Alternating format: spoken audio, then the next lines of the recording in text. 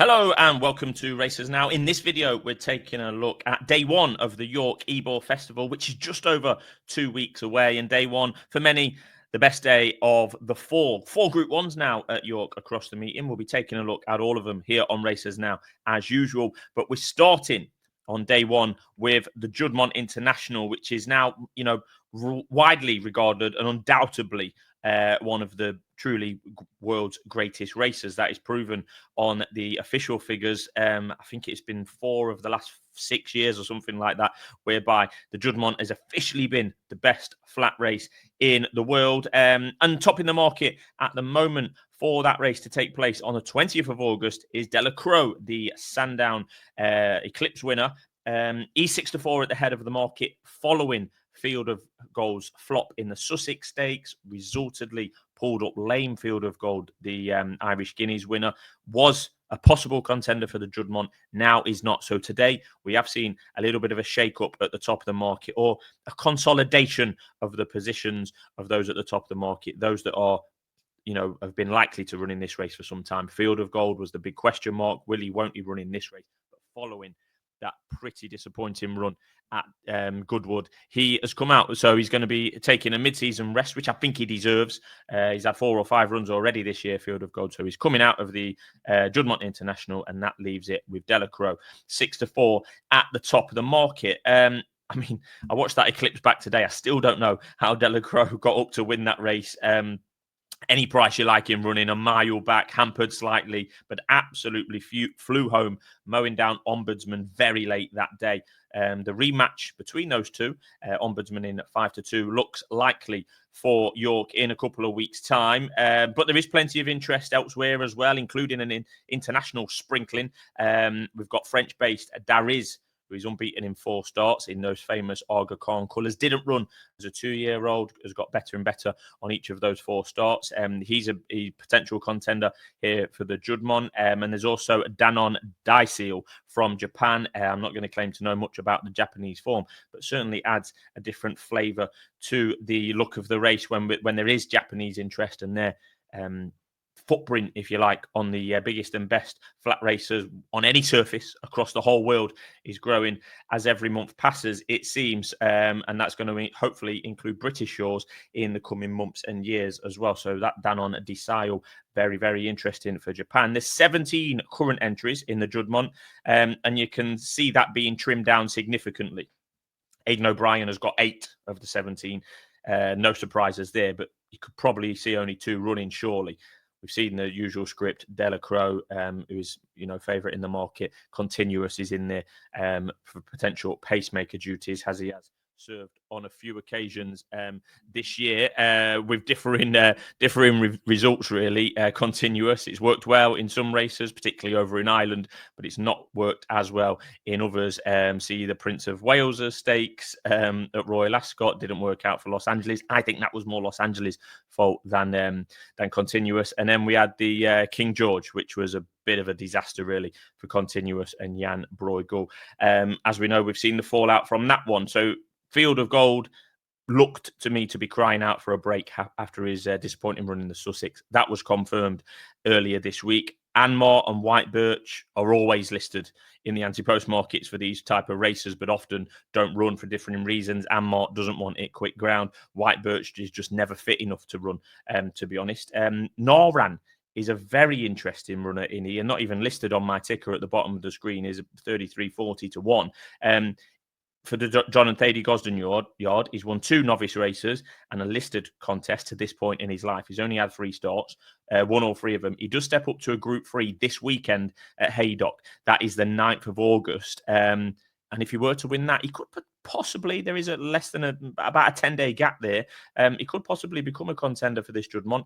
But I think we're looking at 7 runners maximum. That includes the pacemaker and the French horse. We can't always rely on the French horses to run. But I think Dariz is probably slightly more likely to run than not run. Then we've got Continuous, the pacemaker, Delacroix, Ombudsman, the Japanese horse, See the Fire, who we'll come on to later. So I think we're going to end up with maybe 6, maybe 7 runners here. So there's got to be a bit of each way value, I think.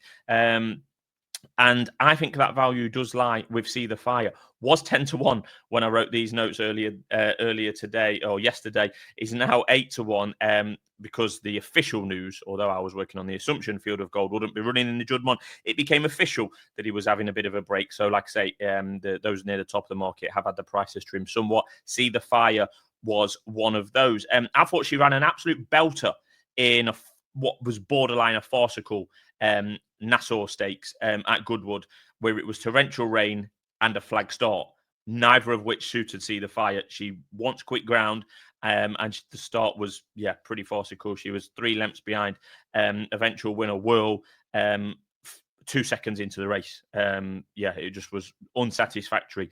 Let's put it that way. In tough conditions for the starters and the officials, but it was unsatisfactory for those that back See the Fire on the day. I was not one of them. But yeah, I thought she ran a belter in the circumstances, given that start and given that she would have hated the heavy ground, and she still travelled really, really well. Ran with loads of credit, I thought. She was third in the Prince of Wales's behind Ombudsman and Anmart in June at Royal Ascot. So she clearly needs to be better than that again. But I think there's potential to do that, particularly at York. She does save or has saved her best for York in what we've seen so far in See the Fire's career. And we shouldn't forget her absolute domination in her Group 2 win Middleton Stakes at the Dante meeting against her own sex by a whopping 12 lengths. Now, we can pick holes in the form. We can pick holes in virtually every race that's ever ran.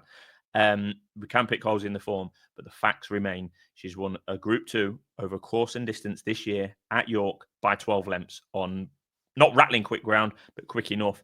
And the quicker, the better for her. And, we are in the middle of August. Hopefully there will be a dry forecast between now and the Juddmonte starting. So I do like See the Fire here. She's a likely runner. She loves York. You're probably going to get less than 8 runners. You can get 3 places each way at the moment, 8-1, and that's going to be an official bet from me. I would have preferred it to be the 10-1 it was yesterday when I wrote the notes, but we're going to have to go with the 8s that it is now. So See the Fire for me in that Juddmonte at 8-1. Going to get that on screen now. The other race to look forward to on Juddmonte Day is this Great Voltigeur Stakes, whereby Aidan O'Brien, this has become his supposedly has become his favourite Group 2 race in the whole calendar somehow. I mean, last year he ran a Irish Derby win at Los Angeles to win the Voltigeur and he won it under a penalty in the Voltigeur for the first time. I think the Voltigeur's ever been won under a horse in a penalty, i.e. a horse that had won a Group 1 early in the season and was running in the Group 2. Great Voltigeur. But yeah, he appears to be using it now, and did last year with Los Angeles as a bit of an ARC trial. This is a race over 1.5 miles for 3-year-olds, traditionally seen as a St. Leger trial. But Aidan O'Brien is treating it in a different manner now. Like I say, last year, Los Angeles won the Irish Derby, then came to the Voltigeur under a penalty, won there as well, beating Illinois, I think, on the day. So this year's English and Irish Derby winner, dual Derby winner, Lambourne, looks to be the chosen one to start his autumn campaign in the Voltigeur. So this race has got a different feel than it used to have, the Voltigeur, given that Aidan is using it more of an ARC prep rather than a St. Leger prep.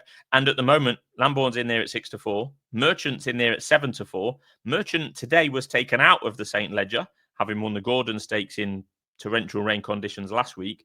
So even before the Gordon Stakes, William Aggis was talking up Merchant, who to that point had only ever won a handicap, a good one at Royal Ascot, it must be said. But he'd never won in Pat & Company, yet they was talking him up as a potential ARC runner even before he ran in the Gordon, never mind after. And they've backed up what they said last week by saying he's an ARC horse and not a Leger horse, by taking him out of the St. Leger at the most recent opportunity to do so. So yeah, Lambourne and Merchant, it does look a bit of a match between those two. But it is a good race. We've got Amilock in there, who impressed earlier in the season at Goodwood for Rafe Beckett. Scandinavia stood in there, unlikely to run.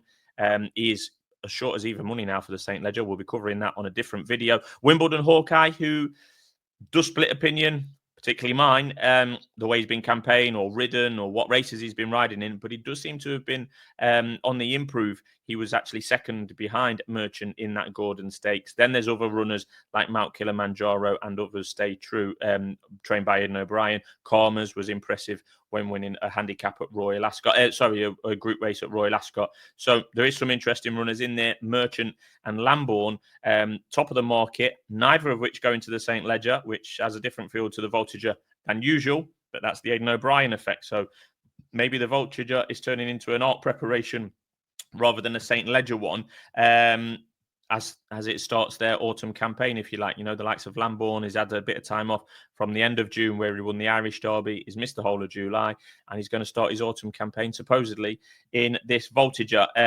Scandinavia, while we're touching on him, he is the hot favourite for the St. Leger as it stands, fresh off his Group 1 Goodwood Cup win. 3-year-olds have only recently, in the last 4 or 5 years, been able to run in the Goodwood Cup. He's won that, beat a stablemate on the day. So yeah, Scandinavia interesting, but not for this race. So the official bet from this video, looking ahead mainly to the Juddmonte, but also touching on the Voltigeur, is See the Fire, and I'm going to be 1 point each way. 3 places, because I think there may well be less than 8 runners. I think we're odds on, actually, to have less than 8 runners. 8 to 1. There's a bit of juice gone out of her price between writing notes and recording, but that's the game that we play. She's available at 8 to 1. Can I see her going off massively shorter than that on the day? Probably not, but it's the each way angle that we're playing. We're going to get 3 places, and I'm almost certain that on the day there'll only be 2. So thanks for watching Racers Now. We'll have all the big Group 1s covered as usual, and we'll be back for more looking at the York Ebor Festival.